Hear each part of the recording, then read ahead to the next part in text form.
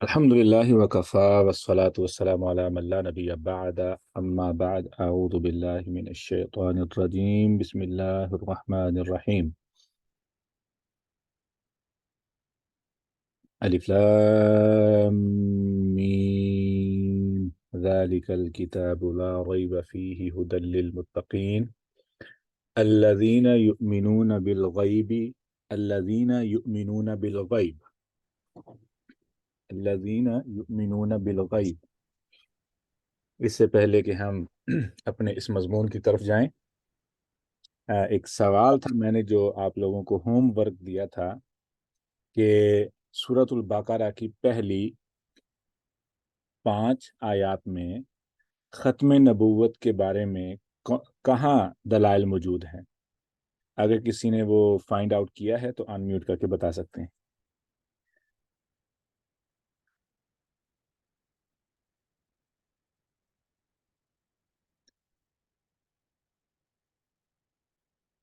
کوئی بتائے گا؟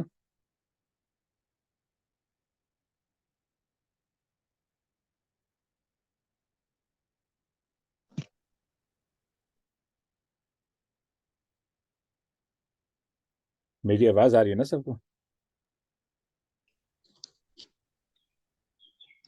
السلام علیکم سر. وعلیکم السلام. جی سر، فرسٹ آیت کے اندر ہمیں اس کے بارے میں اشارہ مل رہا ہے. جب ہم نے الف لام کی طرف دیکھا تھا اور اس کے یونیک سٹائل کی طرف دیکھا تھا تو ہم نے یہ کہا تھا کہ یہ اتنا یونیک ہے کہ اس کو پڑھنے جو ہے بھیجنے والا کوئی عام نہیں ہو سکتا، یعنی انسانوں کا کلام نہیں ہے اور کسی خاص کی طرف سے اور کسی خاص کے لیے ہی بھیجا گیا ہے. تو یہ بھی جو ہے وہ خاتم النبیین کی طرف اشارہ کر رہا ہے کہ نہ اس طرح کا کلام پہلے آیا تھا اور نہ ہی اب دوبارہ کبھی آئے گا. اس کے علاوہ جزاکم اللہ خیر. There's one. جی There's another one. میں نے یہ یہ بتا رہا تھا تو میں نے یہی سوال کے بعد میں نے کلیئر کر دیا تھا کہ اس جملے کے علاوہ، یعنی یہ تو ہے یو گاٹ اے پوائنٹ ماشاء اللہ. اب دوسرا کون سا ہے؟ 5 آیات دی ہے نا میں نے. اگر پہلی آیت بولا ہوتا تو وی کین سے دیٹ 5 آیات پہلی ہم المفلحون تک بہت کلیئر اناؤنسمنٹ ہے ختم نبوت کے بارے میں. وہ کیسے سر یہ والی جو آیت ہے کہ جو مطلب جن پہ جو پہلے اترا ہے اس پہ بھی ایمان لائیں، اور جو بعد میں آیا ہے یعنی کہ جو رسول صلی اللہ علیہ وسلم جو لے کر آئے ہیں نئی مطلب اسلام، اس پہ بھی ایمان لائیں. یہ والی جو کوالٹی بتائی گئی یہ ہے آیت مجھے لگتا ہے اس آیت میں ہے. یہ آیت کیسے ہے؟ کیونکہ دیکھیں ایڈریس تو مطلب کر رہے ہیں نا، مطلب اگر دیکھیں جائے تو قرآن کا جو مین ایڈریس ہے وہ زیادہ تر یہودیوں سے تھا یا کفار مکہ سے تھا. تو یہودیوں کو اسپیشلی کہ آپ کے اوپر پہلے بھی نبی آئے ہیں، آپ کے اوپر کتابیں اتری ہیں تو آپ ان پہ بھی ایمان لاتے ہیں لاتے تو آپ کو اسی طرح اس قرآن پہ بھی ایمان لانا ہے، کیونکہ یہ بھی اللہ کی طرف سے. دوسرا مجھے لگ رہا تھا جو یہ الف لام میم ہے، اس کا آپ نے بتایا تھا ایکسپلین، میں نے کلاس اس دن دیر میں تھوڑی جوائن کی تھی، لیکن اس میں یہ تھا کہ مطلب نبی پاک صلی اللہ علیہ وسلم جو تھے وہ کیونکہ امی تھے تو ان کو یہ کس نے سکھائی یہ الفاظ، یہ جو الفابیٹس ہیں؟ تو یہ اللہ تعالیٰ مطلب، اور یہ انداز بیان جو ہے قرآن کا اس سے پہلے نہیں تھا عربوں میں یہ اس طرح کا. تو یہ یعنی کہ سکھانے والا پھر کوئی انسان نہیں ہو سکتا اللہ تعالیٰ کی طرف سے. مجھے اس میں شک تھا، مجھے I'm just guessing here, of course I could be wrong.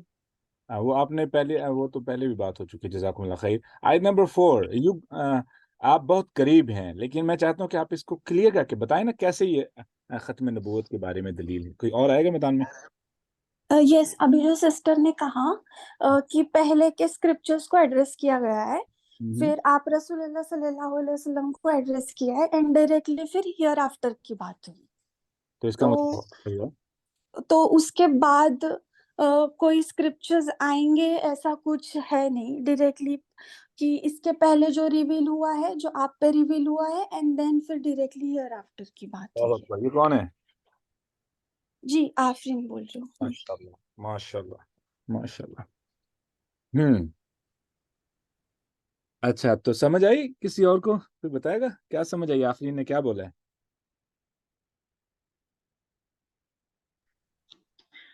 سر اس کی یہ جی فرح. سر اس کی یہ سمجھ آئیے کہ مطلب جو آپ پہ نازل ہوا جو آپ سے پہلے نازل ہوا اور اس کے بعد ڈائریکٹ پھر آخرت کا ذکر ہے، اللہ اس کے بعد کچھ بھی جو اللہ اکبر. جزاکم اللہ خیر. Yes, that is and I'm very like happy. الحمدللہ کہ this is the way to look at. جی بالکل ٹھیک ہے کہ وما انزل من قبلک، ٹھیک ہے، انزل الیک وما انزل من قبلک، آپ پر جو نازل ہوا اور جو آپ سے پہلے نازل ہوا. بعد کی تو بات ہی نہیں ہوئی ہے. اگر بعد کی بات ہوئی تو مطلب ہے کہ کوئی نہ کوئی گنجائش موجود ہے، لیکن اللہ رب العزت نے جیسے کہ آفرین نے کہا اور سیکنڈ کیا ہے کس سسٹر نے میرے خیال میں نیم.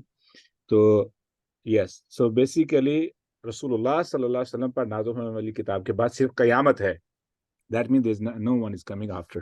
تو یہ ہے ختم نبوت پر سچ اے بیوٹیفل آیت. ٹھیک ہے، لوگ کہتے ہیں لو جی وہ میں سن رہا تھا بیان، میرے خیال میں وہ ایک سسٹر نے مجھے میسج کیا تھا کہ وہ ایک بندہ کہہ رہا ہے کہ قرآن مجید میں جو خاتم النبیین ہے نا اس سے مراد ہے کہ نبیوں کی موجودگی پر مہر ہے رسول اللہ صلی اللہ علیہ وسلم، لیکن اس کا مطلب یہ نہیں کہ رسول اللہ صلی اللہ علیہ وسلم آخری نبی ہے. تو وہ کوئی ہے بندہ وہ اس قسم کا جس نے ختم نبوت کا انکار کیا ہے. تو اس بندے کو بتانے کے لیے یہ آیت جواب ہے کہ آپ کو لگتا ہے کہ اللہ رب العزت نے اگر آگے کوئی رسول بھیجنا ہوتا، کوئی نبی بھیجنا ہوتا، ٹھیک ہے، اور کسی پر شریعت نازل کرنی ہوتی تو وما انزل الیک کے بعد، ٹھیک ہے، ومن والذین یؤمنون بما انزل الیک وما انزل من قبلک وبعدک ہونا چاہیے تھا، آپ سے پہلے اور بعد میں، اور اس کے بعد آخرت ہوتی، لیکن ایسا کچھ ہوا ہی نہیں. ٹھیک ہے، so that's the one point. جزاکم اللہ خیر. This is what we needed. اب آ جائیں ہمارے نیکسٹ آیت کی طرف. اللہ اکبر. تو ایک لفظ ہم نے متقین پڑھا تھا، متقین. ایک جو ہے نا وہ گرامر کی روح سے ہم نے تھوڑا سا فرق دیکھنا ہے کہ جب اللہ رب العزت نے سورہ فاتحہ میں صراط الذین انعمت کا استعمال کیا تھا نا، صراط الذین انعمت، ان لوگوں کا راستہ دکھایا جن پر تو نے انعام کیا، تو ہم نے یہ بات سمجھی تھی کہ جو فعل ہوتا ہے وہ عارضی ہوتا ہے. ٹھیک ہے، فعل عارضی ہوتا ہے کیونکہ اس کے اندر زمانہ پایا جاتا ہے، تو زمانے کی وجہ سے وہ فعل لمیٹڈ ہو جاتا ہے. جو کہ اسم ہوتا ہے وہ پرماننٹ معنی دیتا ہے. مثال کے طور پہ پیاس، ہمیشہ پیاس ہی رہے گی، ٹھیک ہے، یا دھوپ ہے تو ہمیشہ دھوپ ہی رہے گی. ٹھیک ہے، ایسے ہی اگر میں کہوں مجھے بھوک لگی ہے تو یہ تب تک ہے جب تک میں بھوکا ہوں، جب کھانا کھاؤں گا تو بھوک چلی جائے گی. تو یہ جو بھوک کا لگنا فعل ہو گیا، ٹھیک ہے، تو یہ ختم ہوگی جب وہ ضرورت پوری ہوئی. تو فعل ہوتا ہے عارضی طور پر، تو وہ ماضی میں ہوا ہے، پریزنٹ میں ہوا ہے یا فیوچر میں ہوا ہے. اچھا، فرق یہ ہے کہ ماضی اور پریزنٹ کا یا فیوچر کا فرق یہ ہے کہ ماضی میں ایک عمل کمپلیٹ ہو چکا ہے اور فیوچر میں یا پریزنٹ میں عمل ابھی ہوا نہیں ہے، تو اٹس ناٹ کمپلیٹڈ یٹ. ٹھیک ہے، تو ہمیشہ جو بھی فعل، میرا یہ جملہ یاد رکھ لیں اور لکھ لیں کیونکہ ابھی آگے جو بحث آنے والی ہے اسی قانون کے تحت ہمیں سمجھنی پڑے گی کہ جو بھی فعل ماضی میں ہے، whatever sentence is referring past, that mean that event is already happened. ٹھیک ہے، وہ جو ہونا تھا ہو چکا ہے، کمپلیٹ ہو چکا ہے. ٹھیک ہے، the work is done, the job is done. ٹھیک ہے، تو یہ ماضی کو ریفر کر رہے ہیں. اب ہے پریزنٹ اور فیوچر. پریزنٹ اور فیوچر کا مطلب یہ ہے یا تو ہوا ہی نہیں ہے تو یا ابھی ہو رہا ہے، ابھی ادھورا ہے. مطلب یہ ابھی ادھورا ہے، is continuously happening or it will happen. That's the difference between past and present, اور it's an obvious thing ہم سمجھتے ہیں. اب جب باری آئی صراط الذین انعمت، راستہ ان لوگوں کا دکھا جن پر تو نے انعام کیا، لیکن جب باری آئی متقین کی تو یہاں پر کیوں نہیں آیا ذالک الکتاب لا ریب فیہ ھدی للذین یتقون، ھدی للذین یتقون، یہ ہدایت ہے ان لوگوں کے لیے جو تقوی اختیار کرتے ہیں، جو پرہیزگاری کرتے ہیں. تو یہ ماضی یا فعل کیوں نہیں آیا؟ why there is no verb is used، کیوں اسم استعمال ہوا ہے؟ اچھا، کیونکہ ہم نے سورۃ الفاتحہ میں یہ سمجھا تھا کہ انعامتا کس چیز کے بارے میں ریفر کر رہا ہے, کوئی بتائے گا؟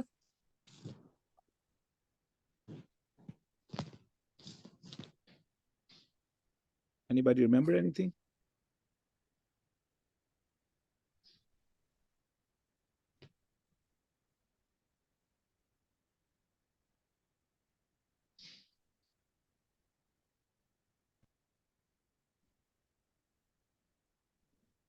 Okay. انعامتا جو ہے, اس میں آپ کچھ کہنا چاہ رہے ہیں؟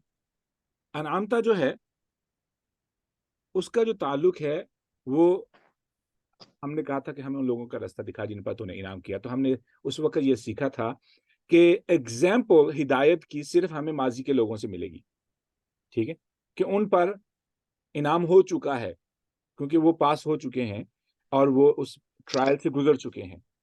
لیکن جب باری آتی ہے ذالک الکتاب لا ریب فیہ للمتقین, ٹھیک ہے, تو انعام یافتہ لوگ ماضی میں ہوں گے, پرہیزگار جو لوگ ہیں وہ ماضی میں بھی تھے, پریزنٹ میں بھی ہوں گے, فیوچر میں بھی ہوں گے, اسلام کے اندر بھی ہوں گے, اسلام کے باہر بھی ہوں گے.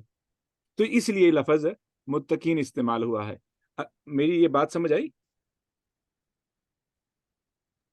سر اسلام سے باہر کی سمجھ نہیں آئی, کائنڈلی تھوڑا سا ایکسپلین کرنا. کل آپ کلاس میں تھی نا؟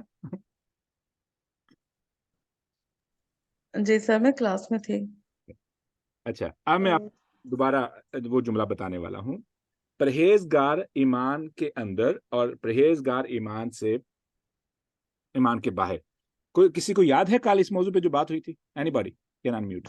السلام علیکم. جی سر, آپ نے ایک گھوڑے کی مثال دی تھی نا کہ وہ تو پرہیزگار کون ہوتا ایک گھوڑا مطلب ہاں کہ پرہیزگار ورڈ متقوی جو ہے ایسا گھوڑا جس کا جو میں نے اپنے ورڈز میں لکھا ہے جس کا ایک ناخن جو ٹوٹ گیا وہ احتیاط سے پیر رکھے یا نرم جگہ پر پیر رکھے تاکہ تکلیف سے بچے. تو متقی بھی جو ہے وہ ایک بے چین ہوتا ہے, محتاط ہوتا ہے, اور مطلب ایک ایسی اس کی اس میں ہوتا ہے. تو تقوی جو ہے یہ اس کیفیت کو کہتے ہیں.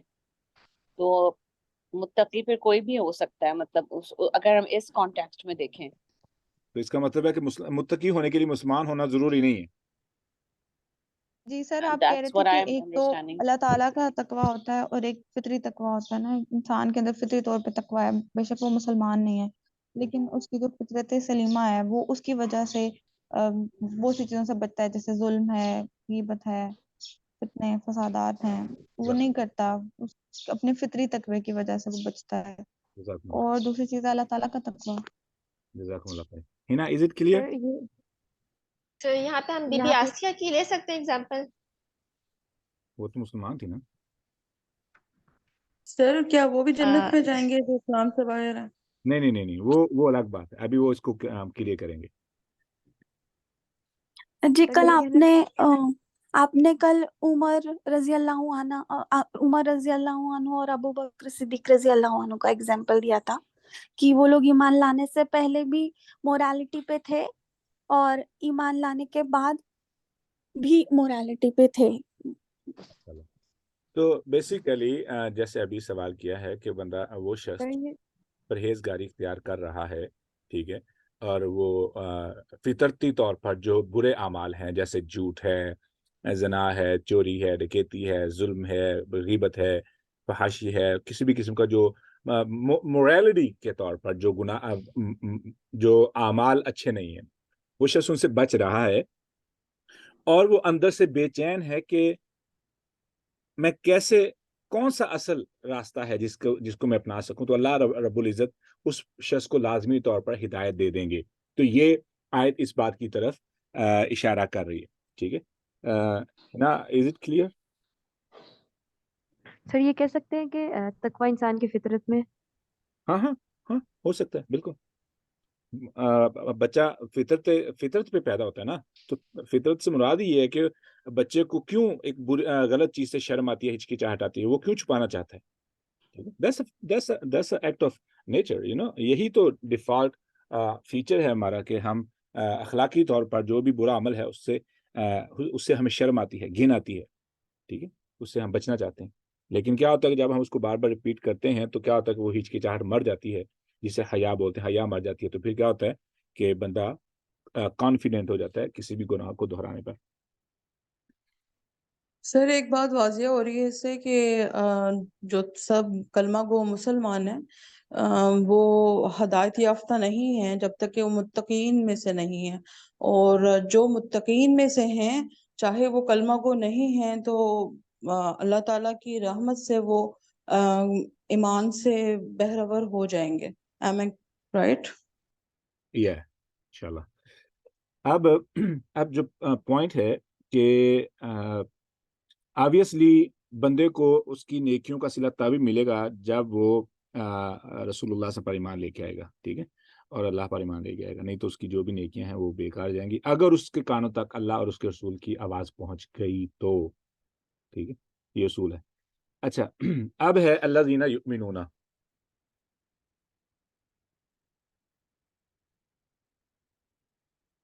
الذین یؤمنون بالغیب، کوئی بندہ ترجمہ کرے گا؟ Anybody can unmute.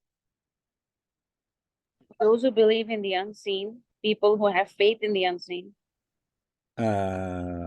Okay, Urdu میں کر دیں، ریکارڈنگ میں بھی آ جائے گا نا، لوگوں کا فائدہ۔ وہ لوگ جو غیب پہ ایمان لاتے ہیں، وہ لوگ جو غیب پر ایمان غیب پہ ایمان لاتے ہیں، تو یہ لاتے ہیں فعل پریزنٹ ہو گیا، ٹھیک ہے۔ عربی کے اندر جو فعل مضارع ہے اس کی خاصیت یہ ہے کہ یہ ڈبل معنی دیتا ہے، پریزنٹ بھی اینڈ فیوچر بھی۔ تو ہم ایسا ترجمہ کر سکتے ہیں کہ وہ ایمان لاتے رہیں گے۔ اب اس میں پریزنٹ بھی آ گیا اور فیوچر بھی آ گیا۔ That's the best meaning to translate this word. Remember that. الذین، وہ لوگ جو ایمان لاتے رہیں گے بالغیبی غیب پر۔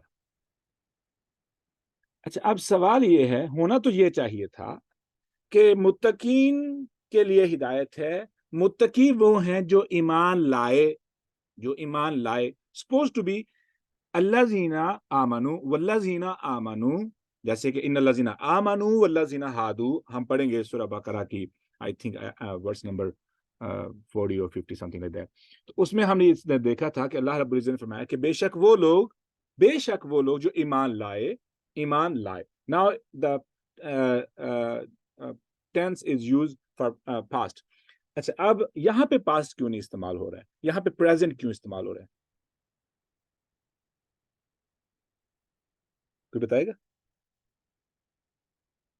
وہاں پہ سر الذین یؤمنون، ہاں، الذین یؤمنون، اگر اللہ رب العزت چاہتے تو فرما سکتے تھے الذین آمنوا بالغیب، وہ لوگ جو غیب پر ایمان لے آئے۔ یہ پاسٹ نہیں ہے، پریزنٹ کیوں ہے؟ یؤمنون is past۔ It's not past. مجھے یہاں okay It's a present. Yeah. یؤمنون فعل مضارع، یا مضارع ہے اس کے شروع میں، تو یہ یؤمنون اور آخر میں نون، تو اس سر بیکاز یہ آخرت تک سلسلہ چلتا رہے گا، لوگ ایمان لاتے رہیں گے، اس لیے لوگ ایمان لاتے رہیں گے، یہ ریورس کے لیے تو ہے ہی، لیکن قرآن مجید تو میں پڑھ رہا ہوں نا ابھی، ٹھیک ہے نا، تو یہ خاصیت میرے لیے بھی ہو سکتی ہے، آپ کے لیے بھی ہو سکتی ہے۔ میں نے آپ کو جو ایمان بڑھتے رہنا، you are heading to the right way, ماشاء اللہ، آپ ٹھیک کہہ رہی ہیں۔ ہاں، ایمان کا بڑھنا یا کم ہونا ہوتا رہتا ہے نا۔ جی دراصل یہ آیت اس طرف اشارہ کر رہی ہے کہ بعض دفعہ آپ نے کبھی سوچا کہ ہمیں نماز میں دوسری رکعت میں اور چوتھی رکعت میں اشہد ان لا الہ الا اللہ کیوں پڑھنا پڑتا ہے؟ کیا آپ نے کبھی سوچا کہ ہمیں وضو کے بعد اشہد ان لا الہ الا اللہ کیوں پڑھنا پڑتا ہے؟ کیا آپ نے کبھی سوچا کہ ہمیں اذان میں یہ کیوں سننے کو ملتا ہے، اشہد ان لا الہ الا اللہ، اشہد ان محمد رسول اللہ، یہ کیوں سننے کو ملتا ہے؟ اگر ہم ایمان لے آئے ہیں then we don't need to repeat it۔ اگر ہم ایمان لے آئے تو ہمیں اس کو ریپیٹ کرنے کی ضرورت نہیں ہے، پر مسئلہ یہ ہے کہ ہم بعض دفعہ گناہ کرتے کرتے اسلام کے دائرے سے واقعی طور پہ نکل جاتے ہیں، اس حد تک چلے جاتے ہیں گناہ کرتے کرتے کہ ہمیں اللہ سے لا تعلقی محسوس ہونی شروع ہو جاتی ہے، اور ہمیں یہ احساس ہونا شروع ہو جاتا ہے کہ میں مسلمان کیوں ہوں۔ ایسی صورت میں ہمیں پتہ بھی نہیں ہوتا کہ ہم وضو کرتے ہیں ہم پھر پڑھتے ہیں اشہد اللہ الہ الا اللہ، ہمارا ایمان ریوائیو ہوتا ہے. نماز میں بیٹھ کے ہم اشہد اللہ الہ الا اللہ پڑھتے ہیں، ہمارا ایمان ریوائیو ہوتا ہے.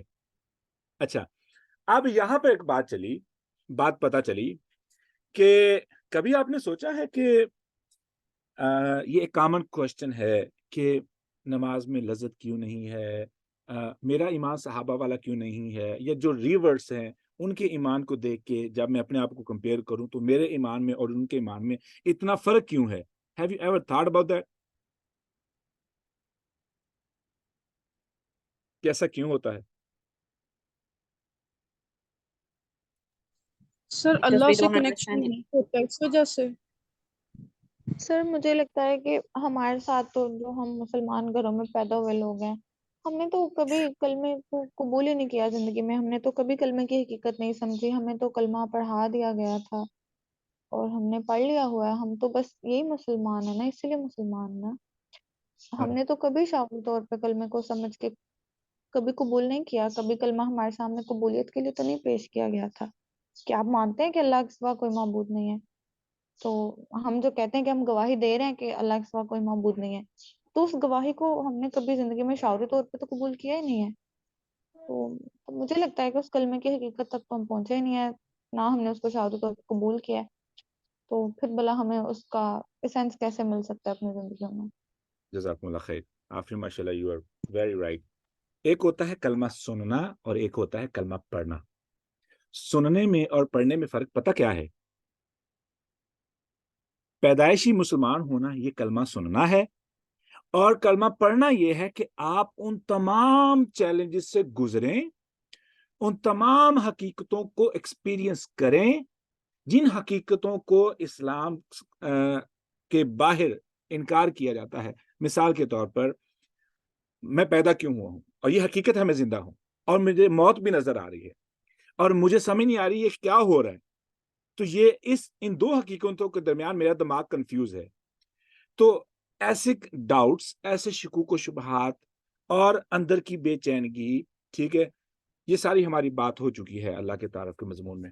تو مجھے تحقیق کرتے کرتے ڈھونڈتے میں نے ایسے لوگوں کے بارے میں بھی دیکھا ہے، پڑھا بھی ہے، سنا بھی ہے کہ جنہوں نے بہت سارے مذاہب کو تبدیل کیا، دنیا کو کوئی مذہب تک نہیں چھوڑا، آخر میں آ کے مسلمان ہوئے. کہ کسی شخص نے 5 مذاہب چینج کیے، آخر میں مسلمان ہوئے. کسی نے 10 مذہب چینج کیے، پھر مسلمان ہوئے. اور ان کا جو ایکسپیرینس تھا اٹ واز ٹوٹلی ڈفرینٹ. اور جب وہ دنیا کی تمام جس کو ہم آزادی سمجھتے ہیں ان تمام آزادیوں میں جو قیدیں ہیں، جو مصیبتیں ہیں، ظاہری طور پر نظر آنے والی آزادیوں میں جو مصیبتیں ہیں، جو دکھ ہیں، ان کو سفر کرنے کے بعد جب وہ واپس آتے ہیں، اسلام قبول کرتے ہیں، تو وہ کلمہ پڑھتے ہیں. They read it, they know what they are saying, but we heard it. ہم نے سنا ہے. سننے میں اور پڑھنے میں بہت فرق ہے. اب مجھے بتائیں کہ سننے والا کس طریقے سے وہ ایکسپیرینس کر. ہمارے تو بچپن سے ہی کانوں میں کلمہ پڑھنا شروع ہو گیا نا، تو ہم نے بس سن کے ہمیں یاد ہو گیا.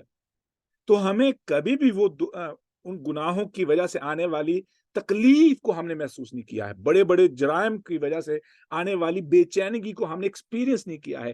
آخرت پر ایمان نہ ہونے کی وجہ سے راتوں کی بے چینگی کو ہم نے ایکسپیرینس نہیں کیا ہے. آخرت پر ایمان نہ ہونے کی وجہ سے موت کے ڈر کو ہم نے ایکسپیرینس نہیں کیا ہے. واللہ ہم نے نہیں کیا ہے. اب ہم کیسے اس چیز کو کمپیئر کر سکیں اپنے ایمان کے ساتھ اور اس شخص کے ساتھ جس نے یہ سب کچھ ایکسپیرینس کیا ہے. مجھے نا ایک سوال یاد آیا کہ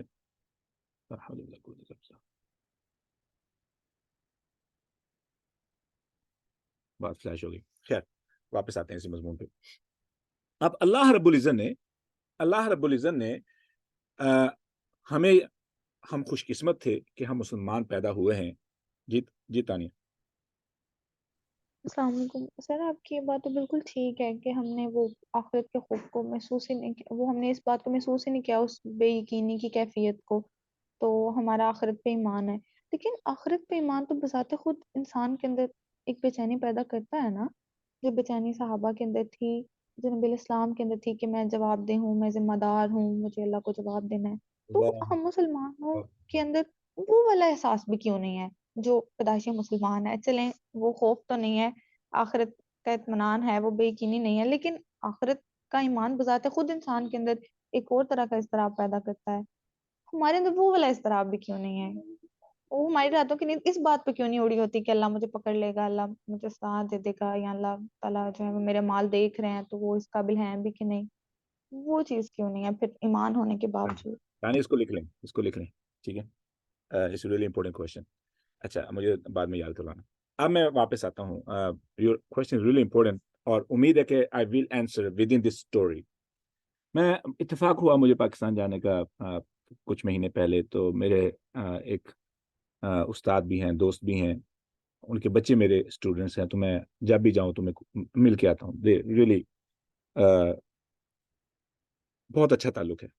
تو میں ملنے کے لیے گیا تو مجھے یہ تو کنفرم معلوم ہے کہ they used to be really good practicing Muslims. Line سے اترتے کافی حد تک اتر چکے ہیں کہ اب بچے بھی افیکٹ ہو چکے ہیں. تو بچہ مجھے کہنے لگا کہ قاری صاحب tell me about America, what did you experience, what's the amazing stories you have. میں نے کہا بیٹا before I tell you any story میں آپ کو ایک اور اسٹوری سناتا ہوں. میں نے کہا کہ بیٹا آپ نے کبھی سوچا ہے کہ میرا ایک دوست ہے ریگن، یہاں کی میں بات کر رہا ہوں یہیں پہ، وہ 22 سالہ یا 23 سالہ نوجوان ہے، سچ اے ٹال ہینڈسم بوائے، ٹھیک ہے. اس نے اسلام قبول کیا. تو میں نے اسے کہا کہ میں نے کہا کہ ایک بندہ 23 سالہ نوجوان ہے، ہینڈسم ہے، ٹال ہے، ٹھیک ہے.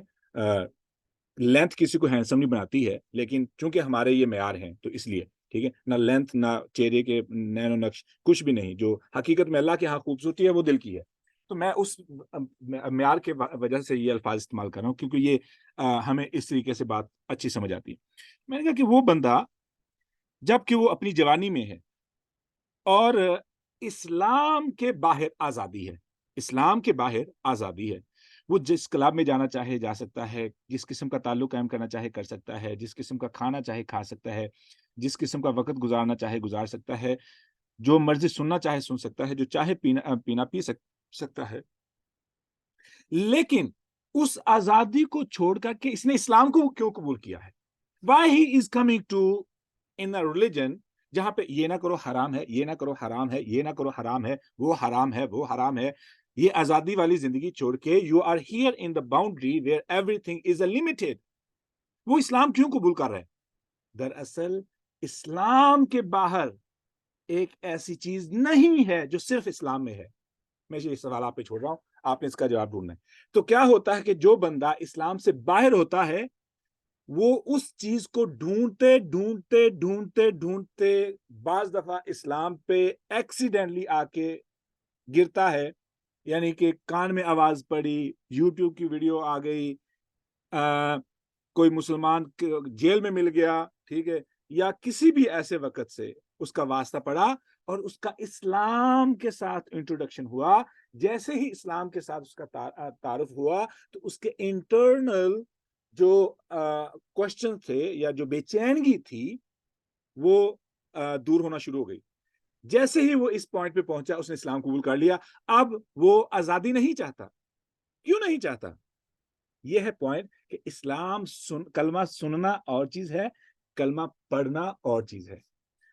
میں نا یہ بات کرتے ہوئے نا تو میرے ایسے ہی ہمارا ایک سیشن چل رہا تھا تو وہ شاگرد کہنے لگے کہ سر پھر ہم نے تو کلمہ پڑھا ہی نہیں ہے، ہم نے تو صرف سنا ہوا ہے. تو میں نے کہا پھر پڑھے نا بیٹھ کے. کیوں؟ اس کا فائدہ کیا ہوگا؟ میں پڑھوں تو کیا فائدہ ہوگا؟ Let's come to the point of the benefit. اچھا، ایک شخص ہے جس کی 35 سال 40 سال، میں اب آپ کو ایک فارمولا دینے والا ہوں جو بہت اہم ہے، اس کو لکھ لیجئے گا. جی Arsalan.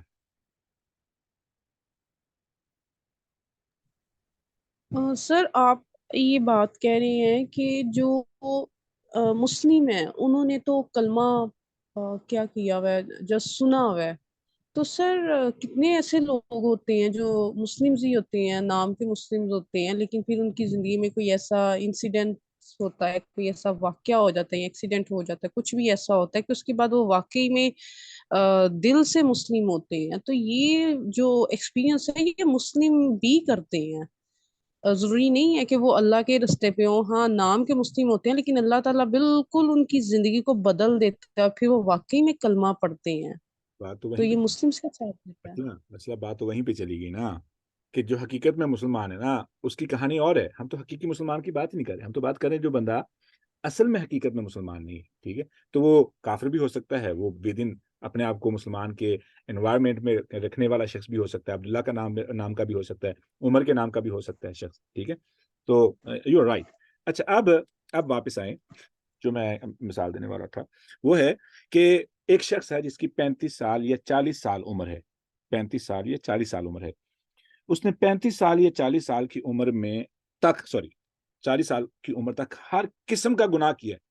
He have done every possible sin he could do. اب کوئی نقصان ہوا, کوئی دکھ ہوا, کوئی پریشانی آئی, اس کی وجہ سے وہ اندر سے ٹوٹا, بے چینگی کی وجہ سے کرتے کرتے اس کو اسلام کا پتہ چلا. جیسے ہی وہ کلمہ پڑھتا ہے تو کیا فائدہ ہوتا ہے اسے؟ کوئی بتائے گا؟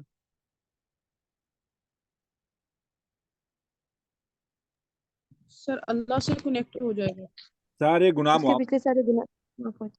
جزاکم اللہ خیر. جی, اس کے سارے گناہ معاف ہو جائیں گے, حتیٰ کہ اللہ رب العزت اس کے چاہیں تو گناہوں کو نیکیوں میں بھی بدل دیں. That is also possible. اچھا, اب کیا ہوا, اس کے تمام گناہ معاف ہو گئے, نیکیوں میں بدل گئے. اس نے کیا تھا؟ He just said one thing. وہ کیا تھی؟ اشہد ان لا الہ الا اللہ و اشہد ان محمدن عبدہ و رسولہ, with the intention of کہ میں اپنے مالک کی طرف واپس آنا چاہتا ہوں, میں اپنے مالک کی طرف واپس آنا چاہتا ہوں. ٹھیک ہے, جو ہی اس بات کا احساس ہوتا ہے اللہ رب العزت اس کے تمام گناہوں کو معاف کر دیتے ہیں. اور مزے کی بات یہ ہے, یہ تو غیر مسلمان کے لیے آفر ہے, اگر میں پڑھوں تو میرے لیے بھی یہی آفر ہے. تو میں نے آپ کو ابھی توبہ کا طریقہ سکھایا ہے. کبھی لگے نا کہ میری توبہ قبول ہوئی ہے کہ نہیں ہوئی, یا ہوگی کہ نہیں ہوگی, تو یہ ایسا توبہ کا طریقہ ہے جس کی قبولیت شرط ہے, جس کی قبولیت شرط ہے کہ آپ کو لازمی طور پر آپ کی توبہ قبول ہوگی. کب؟ صرف ایک جملہ کہنے سے, اشہد ان لا الہ الا اللہ وحدہ لا شریک لہ اور واشہد ان محمدن عبدہ ورسولہ. اچھا, اب اس کا کیا فائدہ ہوگا کہ اللہ رب العزت مسلمان کے بھی تمام ماضی کے گناہ معاف کر دیں گے. اور اس کے بعد آپ نے اس بات کا احساس رکھنا ہے کہ میں نے کل کلمہ پڑھا تھا, آج صبح کلمہ پڑھا تھا, آج شام تک میں نے بھی کوئی بھی حرکت نہیں کرنی جو اسلام کے خلاف ہے. پھر اگلے دن, پھر دوسرے دن, پھر تیسرے دن, انشاءاللہ آپ کے اندر ایمان کی وہی لذت محسوس ہونی شروع ہو جائے گی جو کہ کلمہ پڑھنے کے بعد کسی بھی انسان کو میسر آتی ہے. That's a beauty. اچھا جی, اب اس آیت نے ہمیں یہ بات بتا دی کہ اگر تو استعمال ہوتا لفظ آمنو تو اس کا مطلب یہ تھا کہ جو بندہ ایک دفعہ ایمان لے آیا اس کا ایمان مکمل ہو گیا. لیکن ایمان تو اونچا نیچا ہوتا رہتا ہے, زیادہ کم ہوتا رہتا ہے. بعض دفعہ ہمیں لگتا ہے ہم دعا مانگتے ہیں, ہمیں رو رو کے بری حالت ہو جاتی ہے, دوبارہ ہم وہی دعا مانگتے ہیں, وہی دعا اسی مقصد کے لیے, تو ہماری آنکھیں خشک رہتی ہیں. اب کیا ہوا ہے؟ اب ایمان تھوڑا سا نیچے چلا گیا ہے. ٹھیک ہے, ایمان تھوڑا سا نیچے چلا گیا ہے. اسی طرح رسول اللہ صلی اللہ علیہ وسلم نے فرمایا کہ جس نے من رآ منکم منکرا فلیغیرہ بیدہ, جس نے برائی کو دیکھا ہاتھ سے روکنے کی, ہاتھ سے روکے, ہاتھ سے نہ روکے تو زبان سے روک سکے, اگر زبان سے نہ روک سکے تو پھر دل میں برا جانے, اور یہ کمزور ترین ایمان کی علامت ہے. تو ہوتا کیا ہے کہ ایمان نیچے جاتا ہے, ایمان اوپر جاتا ہے, ایمان بلند ہوتا ہے, ایمان کم ہوتا ہے. تو مجھے نہیں معلوم میں کب کس وقت ایسا گناہ کر بیٹھوں کہ میں ایمان کے دائرے سے خارج ہو چکا ہوں. اور خطرناک بات یہ ہے کہ میں جو بھی عمل کرتا ہوں اسی کے مطابق میرے لیے جنت کا دروازہ کھلتا ہے یا جہنم کا دروازہ کھلتا ہے. اگر تو میرا وہ آخری عمل ہوا, یہ جملہ بہت ڈیپ ہے, اگر وہ میرا آخری عمل ہوا تو جنت میں, اور اگر میرا برا عمل آخری عمل ہوا تو جہنم میں, کیونکہ ایمان کی تو گارنٹی ہے نہیں. بات سمجھ آئی؟ میں اس بات کی گارنٹی نہیں دے سکتا کہ میں مومن ہوں, مسلمان ہوں, کلمہ پڑھا ہے, مومن ہونے کی میرے پاس گارنٹی نہیں. اور اس کی بات دلیل کیا ہے؟ دلیل یہ ہے کہ ایمان کبھی بھی ایک کیفیت پہ برقرار نہیں رہتا. ٹھیک ہے، ہو سکتا ہے کہ عین آخر وقت پہ آ کے میرے منہ سے کوئی ایسا جملہ نکلے یا آپ کے منہ سے کوئی آپ کا عمل ایسا ہو کہ اللہ کے ہاں وہ اتنی پسندیدگی اور رضامندی کا سبب بنے کہ آپ کے تمام گناہ صرف معاف ہی نہیں نیکیوں میں بدل جائیں اور جنت آپ کا مقدر بن جائے. عین ممکن ہے آخر وقت پر آ کر جو ہے نا وہ ایسا گناہ ہو کہ جس کی وجہ سے جہنم کے دروازے کھول جائیں اور ساری زندگی کی محنت بیکار چلی جائے.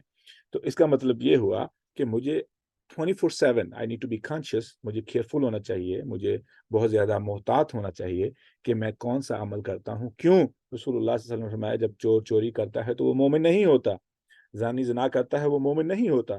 کیوں؟ ٹھیک ہے، کیونکہ اس کا ایمان اس میں سے نکل جاتا ہے.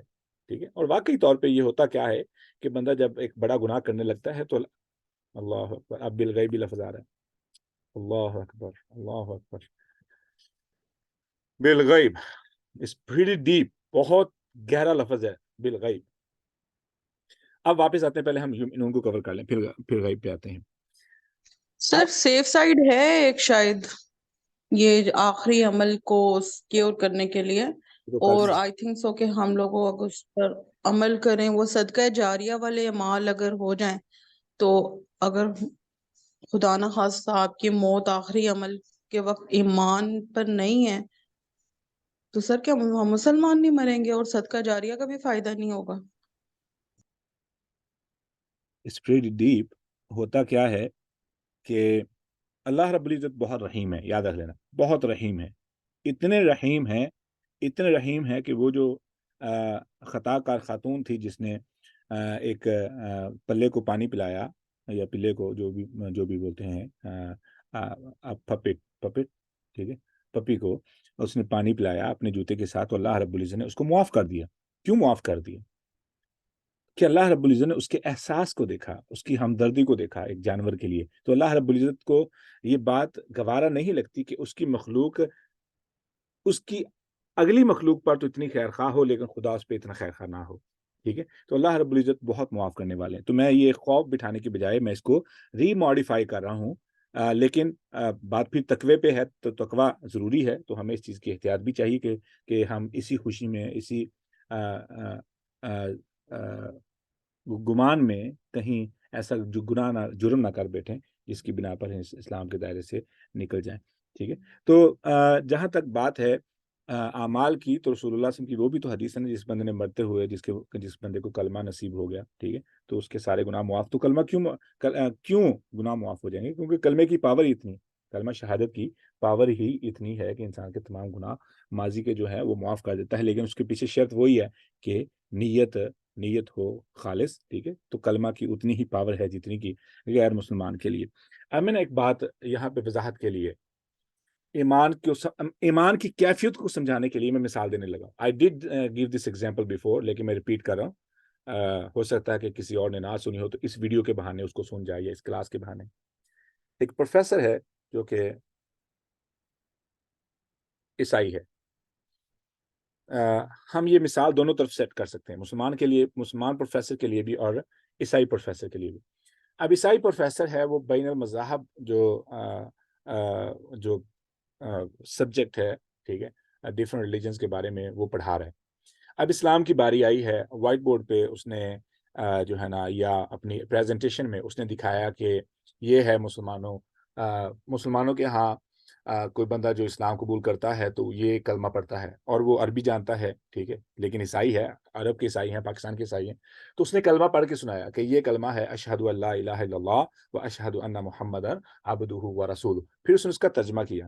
اس کے بعد اس نے کیا کیا کہ سننے والے 50 یا 100 طلباء کو اس نے بتایا کہ اسلام کے اتنے ارکان ہیں، نماز ہے، روزہ ہے، حج ہے، زکوٰۃ ہے. پھر اس نے اس کے بعد بتایا کہ اسلام میں یہ گناہ تصور کیے جاتے ہیں، یہ اچھے اعمال تصور کیے جاتے ہیں. اس طریقے سے اسلام پہ مسلمان پریکٹس کرتے ہیں. اب مجھے یہ بتائیں کہ پروفیسر کا اس کلمہ پڑھنے سے کیا وہ پروفیسر مسلمان ہو گیا؟ نہیں. کوئی اور بتائے گا؟ نہیں، کیونکہ وہ تو نیت پہ ہوتا ہے نا، اس کی نیت پڑھانے کی، ایجوکیٹ کرنے کی ہے. لیکن کلمہ تو اس نے پڑھا ہے نا. لیکن وہ ایمان لانے کی تو نیت نہیں ہے، مسلمان ہونے کی نیت نہیں ہے.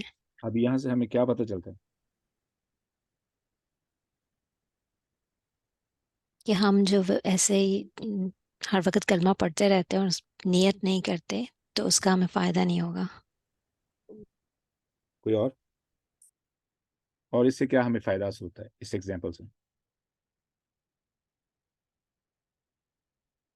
کہ علم اور ایمان دو الگ الگ چیزیں. پیدائشی مسلمان کے پاس علم ہوتا ہے، ایمان نہیں ہوتا ہے، یاد رکھ لینا. ایمان ایک الگ چیز ہے. یاد ہے ہم نے ہدایت کے بارے میں بات کی تو کہ ہدایت کیا چیز ہے، ٹھیک ہے. ایسے ہی ایمان کیا چیز ہے؟ کوئی بتائے گا ایمان کیا چیز ہے؟ I remember there are many people know about کہ ایمان کیا چیز ہے.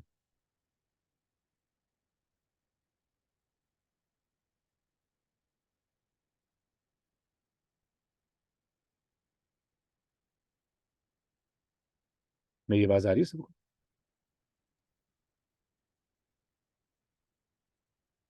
سر ایمان کا تعلق آپ کے یقین سے ہے نا، آپ کی بلیف سسٹم سے.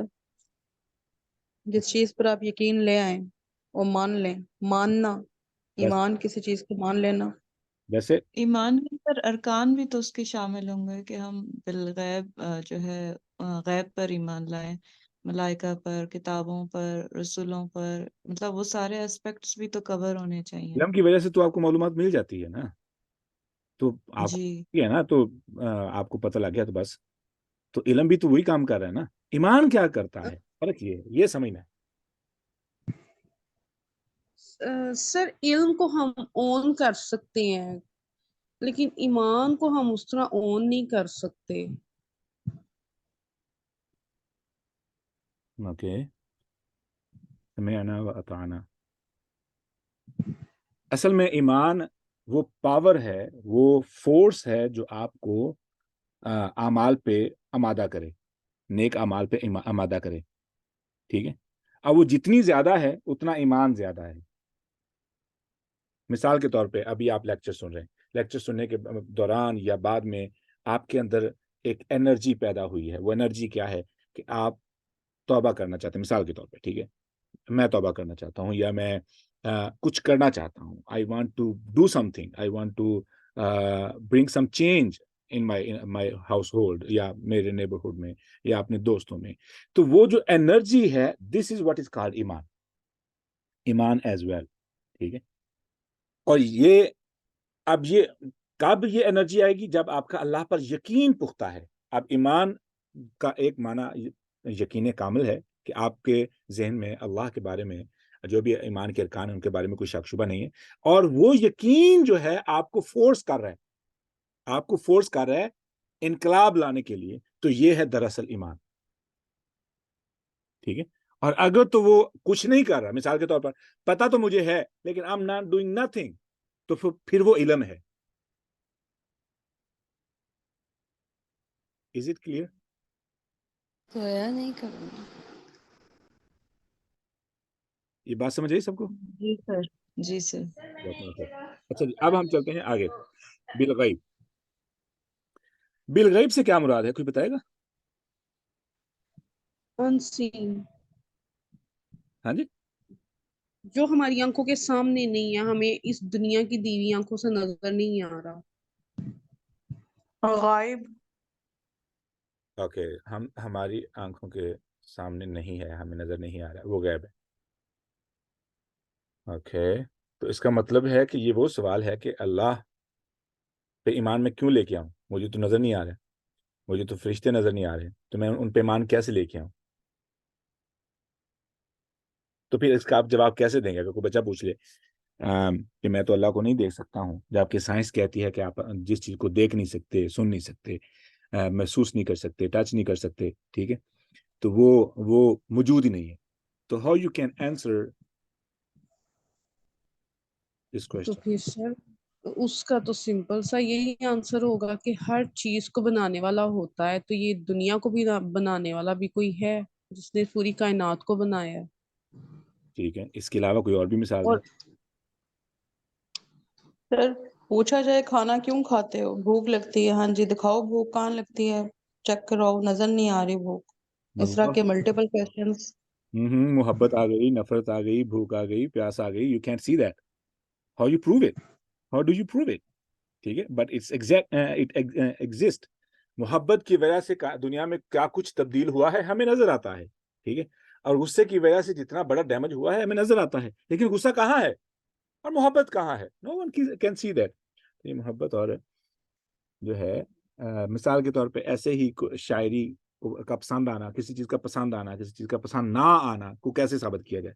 ٹھیک ہے, تو سائنس یہاں پہ آ کے مر جاتی ہے, یعنی وہ بالکل بیکار ہو جاتی ہے. It can't answer but it can't deny.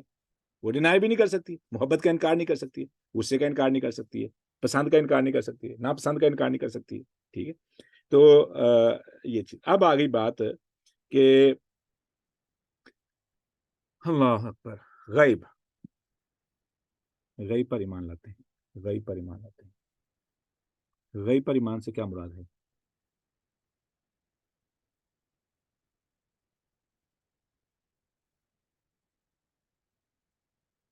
سر یہ تو بات پھر یقین پہ ہی آ گئی نا, نیت, یقین, اسی انرجی پہ آ گئی.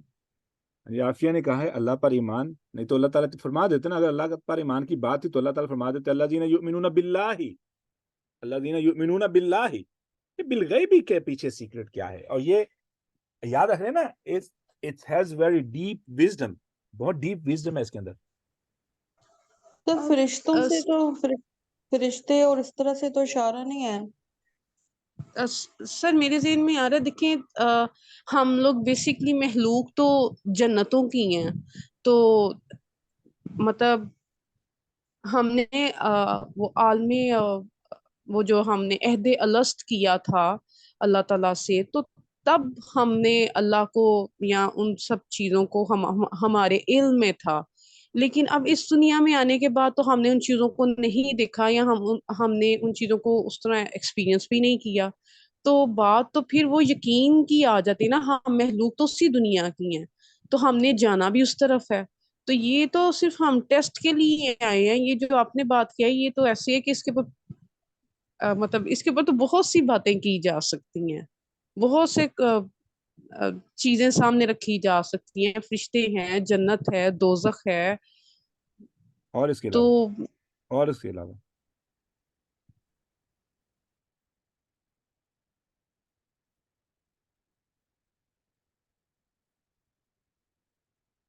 یہ بہت ڈیپ لفظ ہے, تو میں اس کو پورا ٹائم دینا چاہتا ہوں, اور میں اگر اس پہ آ گیا تو ہمارا 1 گھنٹہ کنفرم ہے. تو میں آپ کو موقع دوں گا کل تک کے لیے سوچنے کا, ٹھیک ہے, تاکہ میں عشاء کی نماز, کل میری لیٹ ہو گئی تھی, آج نہیں میں چاہتا ہوں کہ میں لیٹ کروں. ٹھیک ہے, تو جزاکم اللہ خیر. ٹھیک ہے, آپ نے صحیح بولا کہ اللہ کی مدد بھی غیب ہے. ہاں, تو آپ سوچئے, آپ اپنی تحقیق کیجئے کہ غیب کے اندر کتنی چیزیں آ سکتی ہیں, اور غیب کے پیچھے, لفظ کے استعمال کے پیچھے حکمت کیا ہے. ٹھیک ہے, تو it's going to be for tomorrow. I am also کیا نام ہے کہ میں بہت بے چین ہوں کہ میں لفظ اس کی پاور بتاؤں, لیکن ٹائم نہیں اجازت دے گا, کیونکہ آئی ڈونٹ وانٹ ٹو رش. تو یہ سبجیکٹ بہت اہم ہے, یہ ہمارے بہت ساری چیزوں کو الائن کر دے گا, یعنی بچوں کی تربیت میں آنے والی مسائل کا بہت گہرا تعلق ہے اس کے ساتھ. ٹھیک ہے, ہمیں بہت سارے مسائل کا حل ملے گا لفظ غیب کے اندر. ٹھیک ہے, تو میں اس پہ رش نہیں کروں گا, I'll give it due time انشاءاللہ. تو کل کو ہم اس آیت کور کرتے ہیں. اور جزاکم اللہ خیر کہ آپ لوگوں نے اس سوال کا جواب دیا کہ رسول اللہ صلی اللہ علیہ وسلم کی ختم نبوت کا جو اللہ رب العزت نے ثبوت دیا ہے وہ سورۃ البقرہ کی آیت نمبر 4 میں ہے, کہ جس میں اللہ رب العزت نے فرمایا کہ وہ ایمان لاتے ہیں جو کچھ آپ پہ نازل ہوا اور جو کچھ آپ سے پہلے نازل ہوا, اور آخرت بعد, یعنی درمیان میں آپ صلی اللہ علیہ وسلم کے بعد اور آخرت تک کسی اور نبی یا رسالت یا کتاب کا یا نزول کا ذکر نہیں ہے, جو اس بات کی دلیل ہے کہ کوئی بھی رسول اللہ صلی اللہ علیہ وسلم کے بعد نبی نہیں آئے گا. یہاں یہ تو تھی ہماری پہلا سوال. اب دوسرا تھا, ہم نے الذین یؤمنون کے بارے میں بحث کی ہے, آج سیکھا ہے کہ یہ لفظ فعل مضارع ہے. فعل مضارع ایسا ہوتا ہے جو کہ عربک میں فعل مضارع غیر تام, کہ وہ ہمیشہ یہ مکمل نہیں ہوتا ہے, اٹس ناٹ کمپلیٹڈ, تو یہ ادھورا فعل ہوتا ہے, لائک اٹس ہیپننگ. تو یہ ایک کنٹینیوس ورب ہوتی ہے جو کہ ابھی تک اپنے اتمام کو یا کمپلیشن کو نہیں پہنچی ہے. تو اس کا مطلب ہے کہ یؤمنون وہ لوگ جو ایمان لاتے رہیں گے، ایمان لاتے رہیں گے. مطلب یہ ہے کہ ہمارا ایمان کم بھی ہو سکتا ہے، زیادہ بھی ہو سکتا ہے، ہمیں معلوم بھی نہیں کہ کب ہم اسلام کے دائرے سے نکل سکتے ہیں. تو ہمیں اس بات کا احساس رکھنا چاہیے کہ جب بھی ہم وضو کرتے ہیں تو ہم کلمہ کس نیت سے پڑھیں، ٹھیک ہے، تاکہ ہر نماز کے ایک نماز سے دوسری نماز تک کے گناہ ہمارے معاف ہو جائیں. اور جو وضو کی فضیلت میں جو گناہوں کے جھڑنے کی جو بات ہے، اس کے پیچھے جو کلمہ کا رول ہے وہ بھی آپ کو معلوم ہے، ٹھیک ہے. اور اس کے بعد نماز میں ہم دوسری رکعت میں، چوتھی رکعت میں کلمہ شہادت پڑھتے ہیں، اشہد ان لا الہ الا اللہ و اشہد ان محمدا عبدہ و رسولہ. دراصل وہ اپنے آپ کو بار بار احساس دلانا ہے کہ میری کوئی غلطی مجھے اسلام کے دائرے سے باہر نہ نکال چکی ہو، جیسے کہ جادو اسلام سے باہر نکال دیتا ہے، کیا نام ہے، فال کشی کرنا، ٹھیک ہے، کسی کو ہاتھ دکھانا، بندہ اسلام سے فارغ ہو جاتا ہے. ایسے ہی کسی گناہ کی لذت میں آ کر کے اللہ کے بارے میں پرواہ چھوڑ دینا، بندہ ایمان سے فارغ ہو جاتا ہے. ایمان سے فارغ ہونے سے مراد یہ ہے کہ جب ایک چیز کا ایک ایموشنل پریشر آئے، یعنی آپ کسی بھی چیز کی انتہائی زیادہ چاہت میں آ کے انسان یہ سوچنا شروع کر دے کہ مجھے نہیں پرواہ کہ کون سی آیت میں کیا حکم ہے، کہاں پہ یہ حکم ہے، کس طریقے سے حکم ہے، تو اس کی پرواہ کرنا چھوڑنا ہی دراصل آپ اسلام سے نہیں کریں، آپ اسلام کا انکار کریں. یعنی ذہن میں اس وقت یہ آ جانا کہ اب مجھے یہ آیت کیوں ذہن میں آ رہی ہے، why I have to practice on this آیا، مجھے کیوں اس آیت پہ عمل کرنا پڑ رہا ہے، کیوں یہ میری آیت ذہن میں آ رہی ہے. I don't want to listen that, I don't want act upon it. میں نہیں چاہتا ہوں کہ مجھے فلاں حدیث پہ عمل کرنا پڑے، فلاں آیت پہ عمل کرنا پڑے. تو دراصل یہ انکار ہے، یہ کفر ہے، ٹھیک ہے. تو کفر کسے بولتے ہیں؟ یہ ایمان کی ضد ہے. ایمان یہ ہے کہ آپ اللہ کے احکامات کو سنیں، اس پر یقین ہو اور آپ کے اندر کی فورس اس پہ عمل کروانا شروع کر دیں. اور کفر کیا ہے؟ کہ آپ کے سامنے اللہ کا حکم آئے اور آپ اس پر عمل کرنے سے انکار کر دیں. تو عملاً انکار کفر ہے، عملاً انکار کفر ہے. اور یہ ہماری بات بھی پہلے بحث ہو چکی ہے. جی ہنا، آپ کچھ کہنا چاہ رہے ہیں؟ جی سر، مجھے نا ہدن للمتقین سے متعلق ایک سوال کرنا تھا، اور ابھی جس طرح ایک پوسٹ میں نے شیئر بھی کی تھی کہ وہ جو ایک ترجمہ عام طور پہ ہم لوگوں کے قرآن کے ترجمہ جس طرح کیا جاتا ہے، وہ تو عز و منتشا و تذل و منتشا، اسی طرح کہ اللہ جسے چاہتا ہے اسے ہدایت دیتا ہے. تو سر اس کے بارے میں ایک پوسٹ پڑھی ہے ابھی کہ اس کا ترجمہ اس طرح نہیں ہے بالکل، بلکہ اس طرح ہے کہ جو چاہتا ہے اللہ اسے ہدایت دیتا ہے. تو اس سلسلے میں ذرا جو ہے نا وہ اصلاح فرما دیں کہ کیا یہ پوسٹ درست ہے؟ نہیں، وہ مطلب کچھ بھی لیا جا سکتا ہے، لیکن اس میں جو آیت ہے نا، یہدی بہی من یشاء، یہدی بہی من یشاء، وہ ہدایت دیتا ہے اس کے ذریعے جس کو چاہتا ہے، ٹھیک ہے نا. من یشاء اگر ہوتا کہ یہدی بہی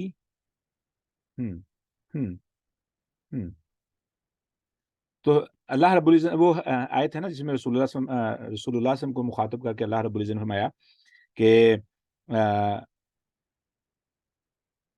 سر ایکچولی جو ترجمہ ہمارا یہ معروف ہے نا، اس میں کانسیپٹ یہی بنتا ہے کہ سارا اختیار اللہ نے اپنے پاس رکھا ہے، جبکہ اللہ نے ول تو انسان کو دی ہے نا، وہ اپنے ارادے سے کرتا ہے.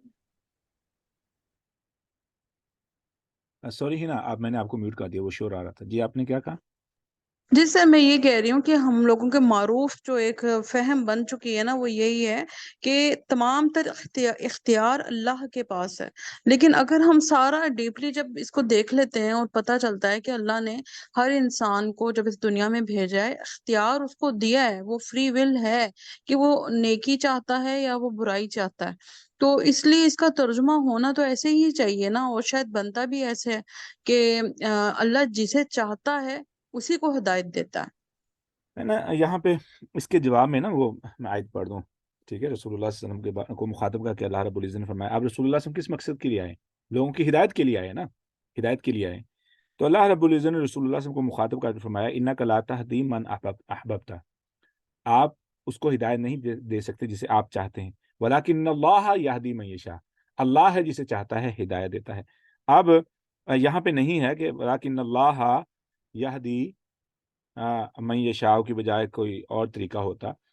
कलाम का पैटर्न भी यही है और तर्जमा भी यही बनता है। दरअसल इससे जो जो फार्मूला है वो ये है कि अल्लाह भी उस कौम की उतनी देर तक हालत नहीं बदलता जब तक कि वो खुद अपनी हालत को ना बदलें। ठीक है, तो इस आयत को भी अगर सामने रखा जाए तो हमें ये पॉइंट मिलता है कि मेरे अंदर स्ट्रगल होगी, बेचैनगी होगी, तो अल्लाह रब्बुल इज्जत मुझे हिदायत का रास्ता दिखा देंगे।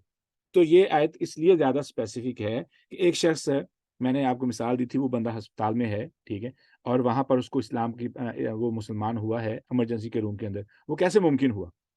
ठीक है, उसने कोशिश की, उसके अंदर थी स्ट्रगल, यानी he want to do that, लेकिन अल्लाह ने उसके लिए फिर तमाम आसानियां पैदा कर दी। तो ये तो ऑब्वियस है कि मुझे पहले कदम उठाना पड़ेगा, मुझे खुद से अपने अंदर बेचैनी लानी पड़ेगी, तो फिर क्या होगा, अल्लाह ताला मेरे लिए हिदायत आसान कर देंगे। ठीक है, तो फिर क्या होगा, रास्ते में कोई भी रुकावट होगी, अल्लाह रब्बुल इज्जत उसको दूर करके मुझ तक जो है ना वो पहुंचा देंगे। लेकिन बात वहीं पे है कि जो इनर गुड है वो सबब बनती है मेरे लिए रहनुमाई की।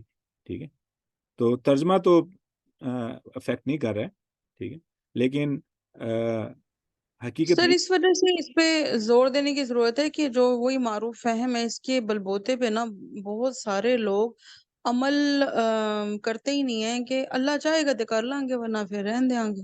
एग्जैक्टली वो इसलिए कहते हैं मेरे लिए दुआ कर, मैं नमाज पढ़नी शुरू कर दूं। और भाई ये ऐसे नहीं होगा, आप उठ के नमाज पढ़ें, यहाँ पे दुआएं नहीं काम आएंगी।